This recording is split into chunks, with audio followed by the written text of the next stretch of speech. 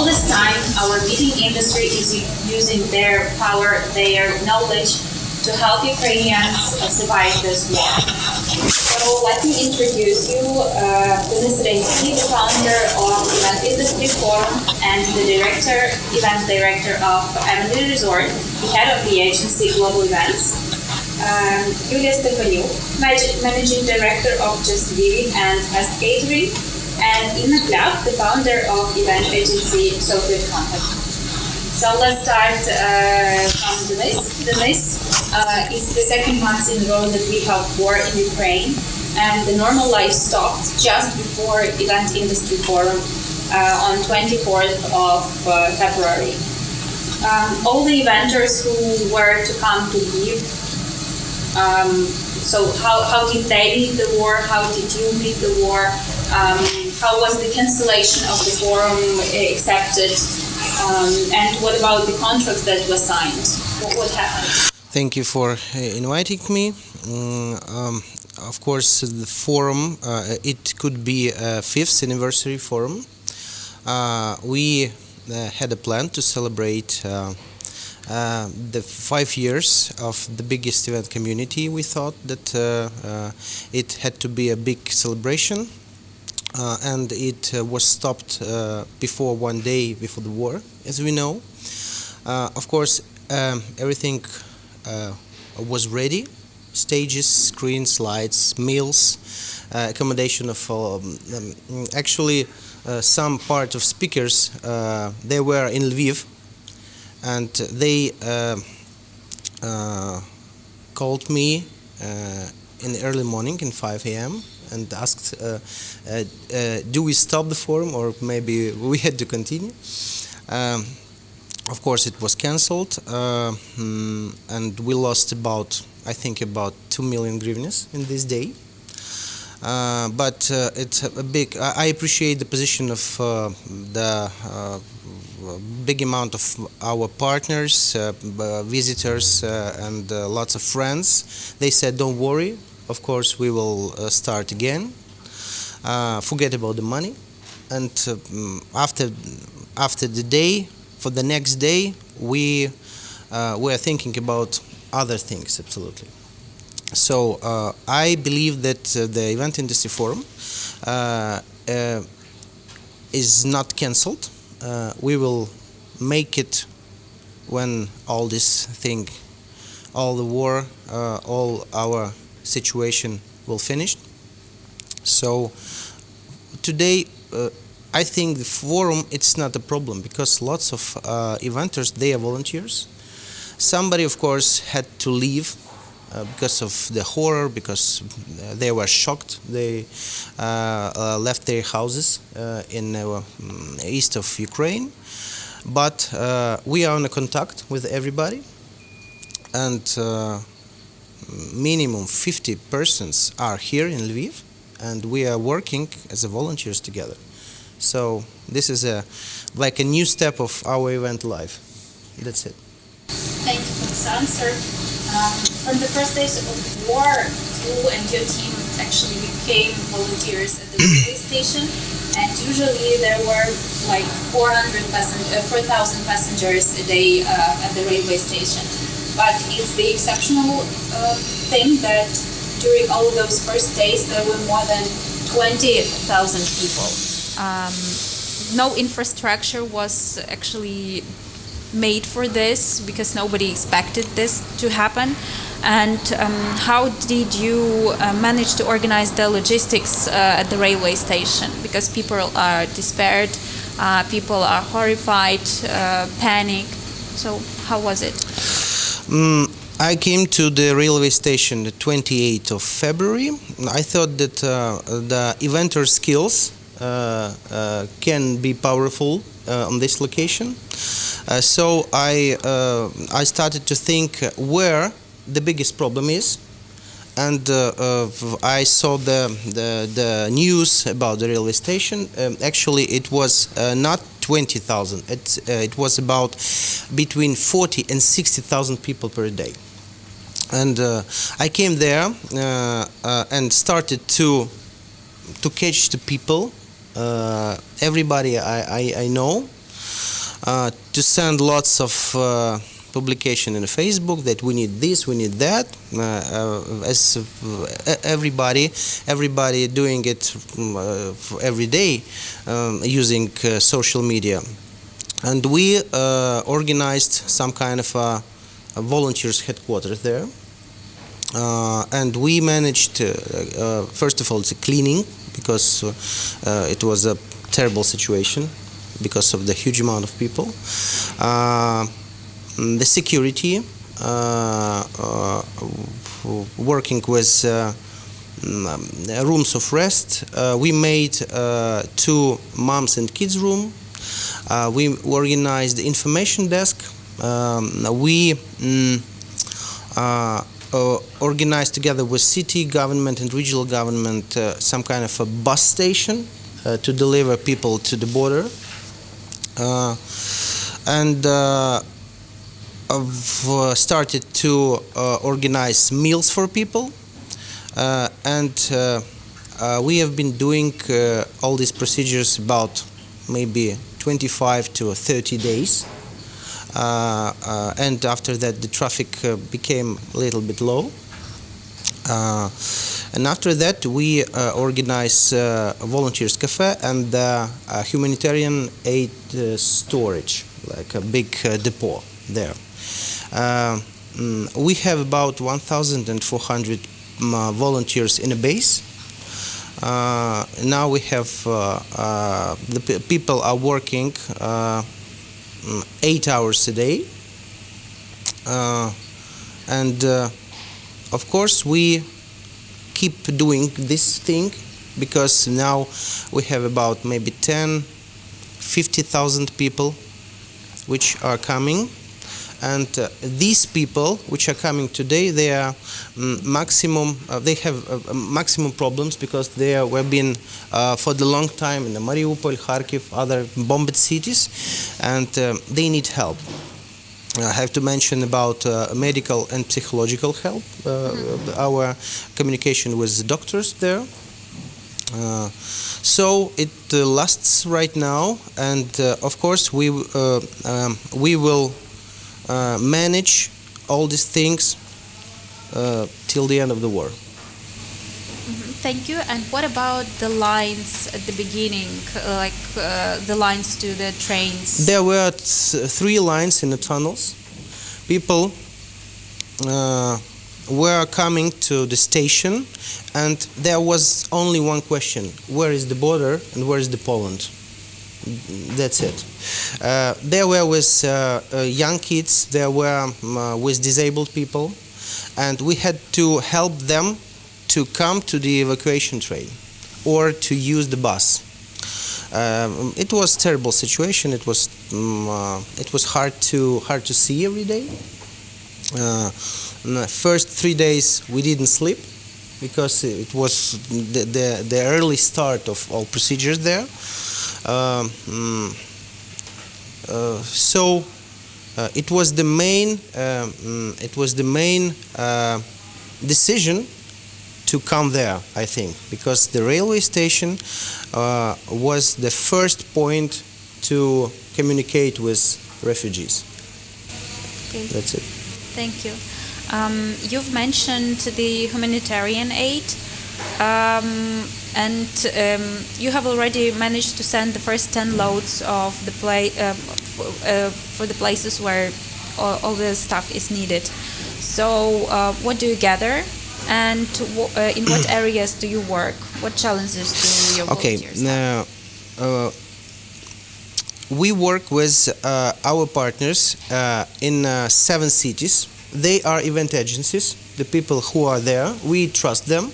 It's the main thing, to trust the people you're working with about the humanitarian aid. We collected the partners. They take requests from shelters, from army, from anybody else. We analyze the request, what exactly they need, why so many things they need, how they can give it to somebody there. And after that we can confirm or not this request, organize the stuff here, and put it in the train, follow the train with the volunteer, and give it strictly to our partners in, for example, Kharkiv, Kramatorsk. I'm not sure that we are working with Kramatorsk right now. Kyiv, Odessa, Dnipro, and I think Lozova, something like that. And after this point, they deliver aid for needed place. That's it. We what do we send there? Of course, meals, hygiene things, meals for kids, the hygiene things for kids, and the medicine. That's it. We don't work with any military things because we don't understand this and we're trying, every day we're trying to find the humanitarian aid. It's not so easy to do it right now because the traffic of humanitarian aid is low right now from the Europe. So this is the main, and it's a problem for us right now. Okay. And on your social media, you mentioned the Volunteer 100. Yes. So how did you how did you start this idea? Who are involved? We had to be official. I think that there are thousands of volunteers. Everybody uses this jacket. Where are you from? What organization are you from? It's not good because actually on a railway station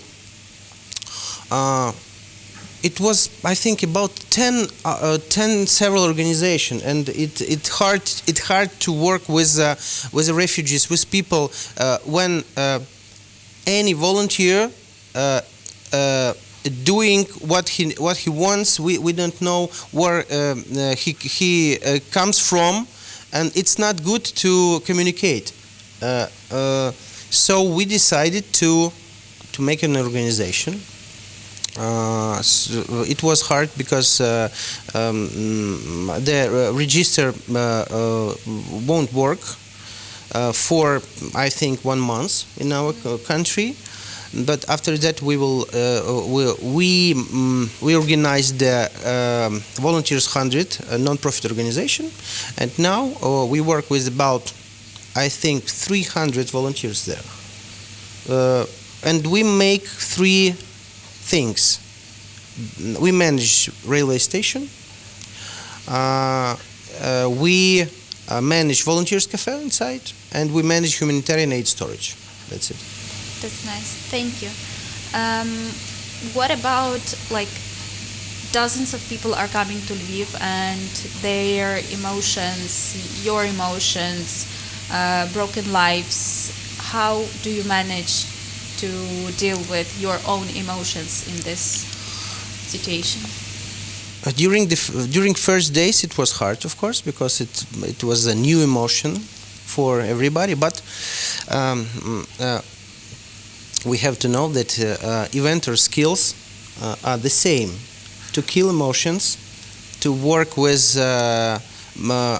maximum functions in one shot. So it was not so difficult to stand with it. And now we are all in a procedure, and we don't feel any emotions. We just work. That's it. Yeah, that's. I think that's a good skill for the inventor. So we are now on the so-called second phase of the war, and morally and physically everyone is very exhausted. So at the same time, there is a common sense that Russia is not going to stop, and we have weeks of struggle ahead of us. Where do you get your strength and energy from? I do believe that the war will finish as soon as possible, and it will be our biggest victory. I want to come back to events, so my energy is there. I have a strong team, a new team with volunteers and the old team from eventers, from my friends. I have my family, of course, and all these points give me energy. And spring also, I think. I do believe that it will finish before the summer, because the summer and the war, it's not good for me. Yeah, let's hope for that, Yes. that it will end as soon as possible. Thank you, Dennis, Thank you. very much for joining us. Thank you. Let's go to Julia. So today the catering company you run has become a real symbol of charity. You reached the first record. So every day your staff of volunteers prepare like approximately 30,000 of portions of food. And there's a lot of work to do, to find products, to cook, to organize and deliver. And of course you have the experience of huge events, but that's the very exceptional thing that you have to go here and there. So how do you organize your work, the team, the processes? We're talking not only about catering, it's like a part of our big holding of Fest. Generally, we have 20 restaurants, which was closed the first day of the war, and we have a lot of products, a lot of food, and we decided just from the first day to feed people. We understand that a lot of volunteers, also territorial defense and refugees, which comes to Lviv, need a hot meal, and we start from 500 person per day, and then this needs increase, and we work on have to do more and more. Really, yesterday we crossed the line of 1 million portion for this period. It's a huge amount. And we use not only one kitchen, we use 10 kitchens of our company, and still some of them start working, some of them still close, and at approximately 500 person, it's what is also very important, had work from the first days of the war. Usually, certainly we start from our by our power, our food, our volunteers, and then we got good partner, World Central Kitchen, which help us to provide all these meals, and they help us financially and help some with equipment also, and we will feed people till the end of this war, and hope it will be as soon as possible. You mentioned Central Kitchen, World Central Kitchen. So how did you manage to? Did they got in contact with you, or you found them? Tell us about this. It's all about social media. Yes, they just write in Instagram. They need some partners, and we connect with them. And for start to work without any contracts for 10 days, and then make all official things, because it's always about our possibilities and their needs to feed people. We come together and understand we could help each other. Yeah. So we didn't mention before, but Emily Resort, actually, where Dennis also works with World Central Kitchen, and I think that's just amazing.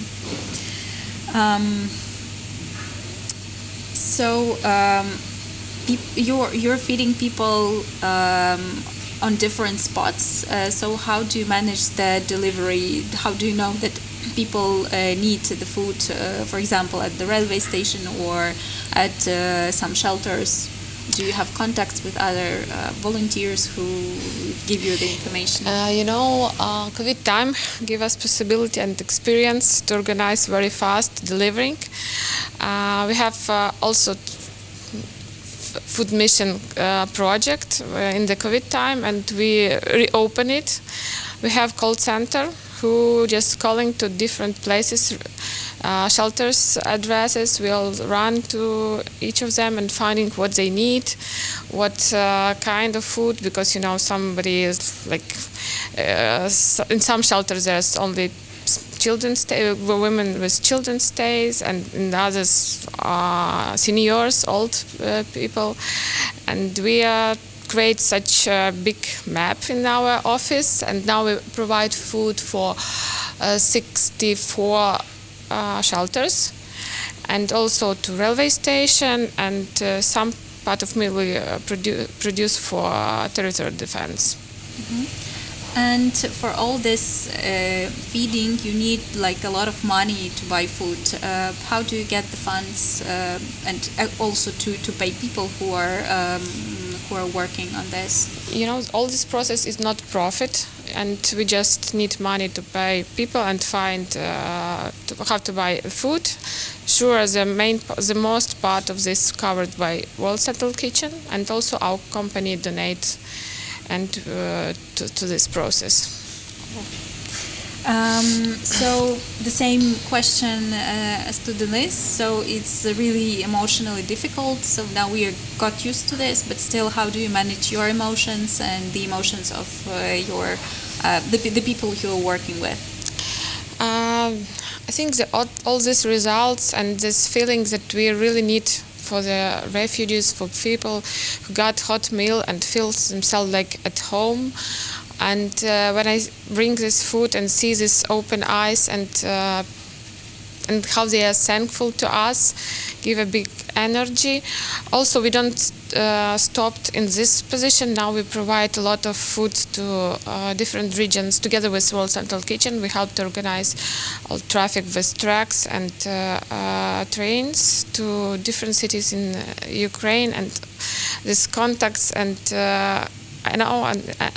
I think that everybody should fight in their place, and we call it like food fighters now, our team, and it's very important in this situation, and I hope it will help to our victory will come as very, very, very, very fast.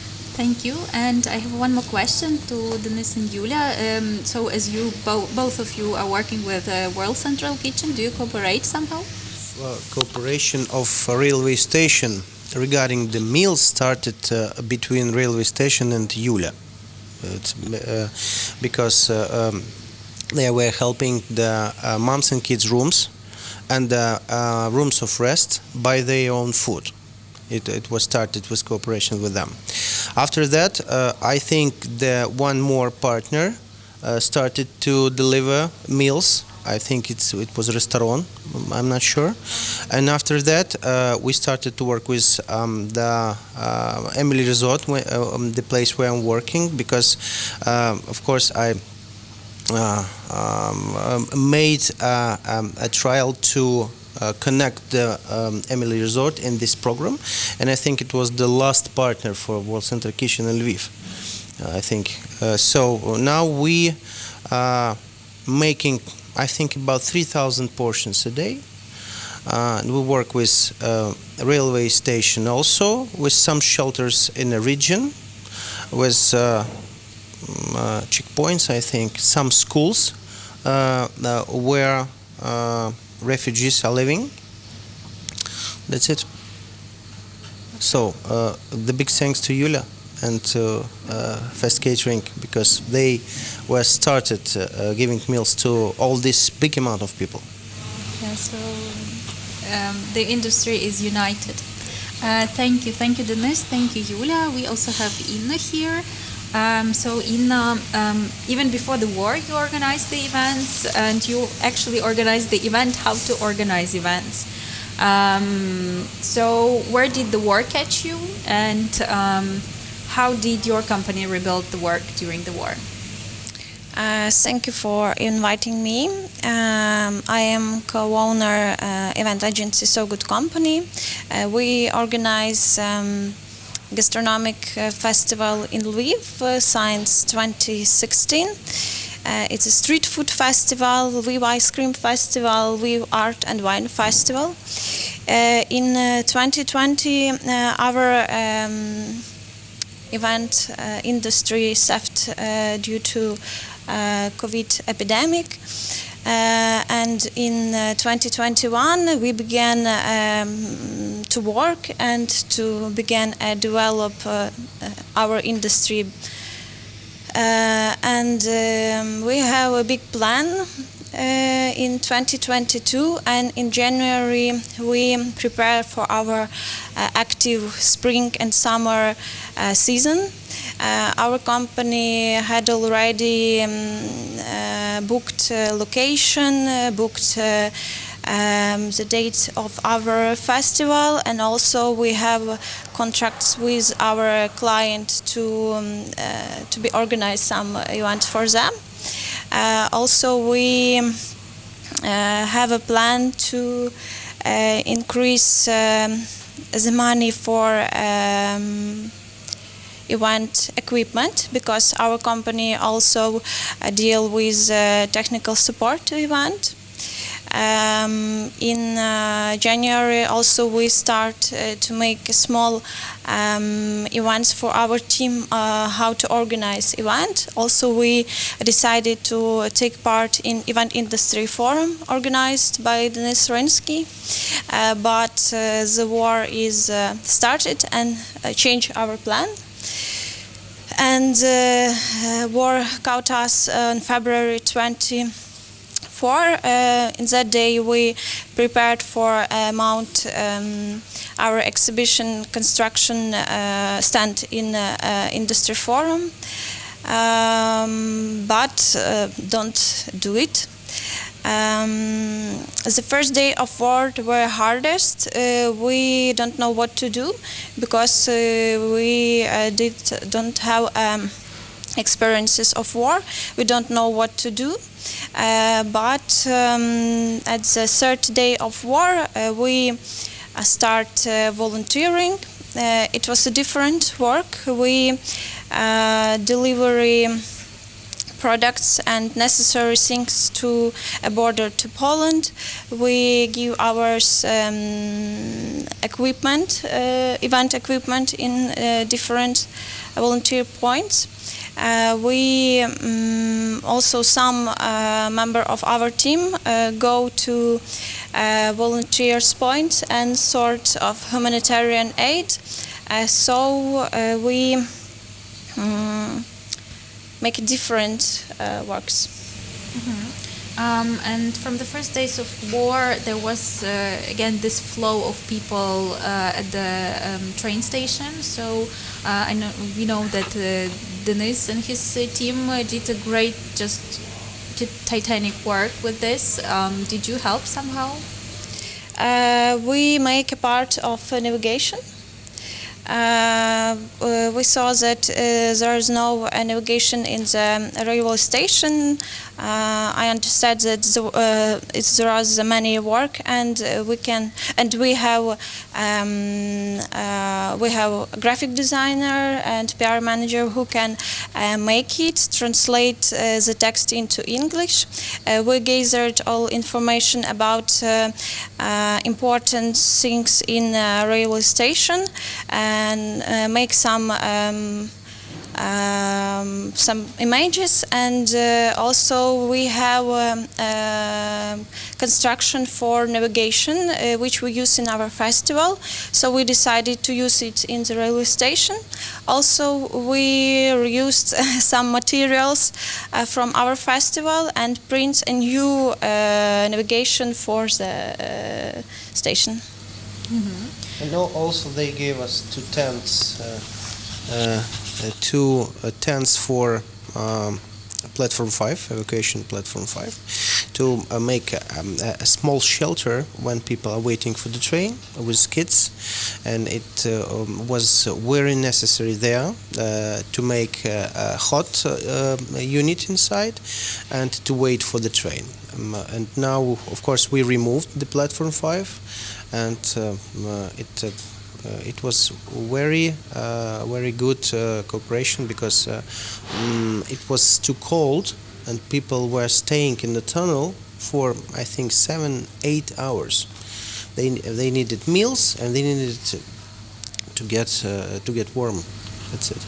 So thank you. Thank you. Again, the united industry, even at these hard times. You have published the announcement of the motivational event for women during this time. Actually, it was the beginning of April. And it was online, of course. So was there a demand in this event, and what topics were covered? What did you talk about?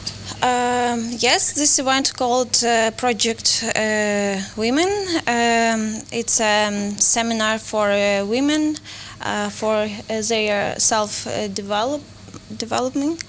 I'm a member of PLAST. It's a national scouting organization, and this event we organize in PLAST with my PLAST friends twice a year in spring and autumn. The next event we must organize in April 2022. We had already booked the location, had a program, and we just prepared for advertising in March 2022, but the war is began and changed our plan, and we have a meeting with my team and decided to change this event. We changed the this event to online, and decided to have one lecture in a day. And we have two reasons why we make this event. One, it was our idea to make some atmosphere for women where they can take some practical knowledge relevant to wartime, and also we want to gather money for necessary things to armed forces of Ukraine. And we organized this event. The topics of this event was relationship between mother and child during the war, how not to lose yourself during the war, individual first aid kit, coping with stress, and how to find your superpower and make a benefit from Ukraine. About 120 participants take part in our event from 10 countries. It was Ukrainian women, but they now are in Poland, USA, you know. And also we gathered the money and sent it to make 20 unloading for the military. That's nice. As a event as the event agency who organizes festival, you also, I saw this on your social media, you work with your Polish, I think, partners, and you got the dishes, like not the one-time use dishes, but the dishes you can use more times. So how did you manage this cooperation? Why did you choose this? Mm-hmm. Before the war, we agreed to produce reused cup for our festival with our Polish colleagues. And when the war starts, they write us how we can help you. And we saw that there are a big problem at the first day of war for a dish in different point, like railway station or in different shelters, and they give us like a humanitarian aid a lot of this dish. We have a small stock in the city of center, and from that place distribute it to necessary point. Thank you. And the last question. We all believe that the war will end soon. So, what is the first festival you will organize with your team, and why? how it will be called? We also wait for our victory, and we really want to organize our famous festival, street food, because it's festival like a place for meet your friends, and we know that after our victory, all of us want to meet our friends, to hug them. So it's our dream to organize this festival. And for temps, I think that the temps of our festivals will be something in Ukrainian culture, like it. Thank you. Thank you, our people who watch us. Thank you, the panelists. You're doing a great job. We are trying to promote Ukraine, Lviv, as much as possible on our international arena. That's why we actually organized this event. So, ladies and gentlemen, Dennis Rинський, founder of Event Industry Forum, the event-director of Emily Resort, head of agency Global Events, Юлія Стефанюк, managing partner, Just Lviv and FESTkeiteriNg, and Inna Kляп, the founder of So Good Company. Thank you for being with us.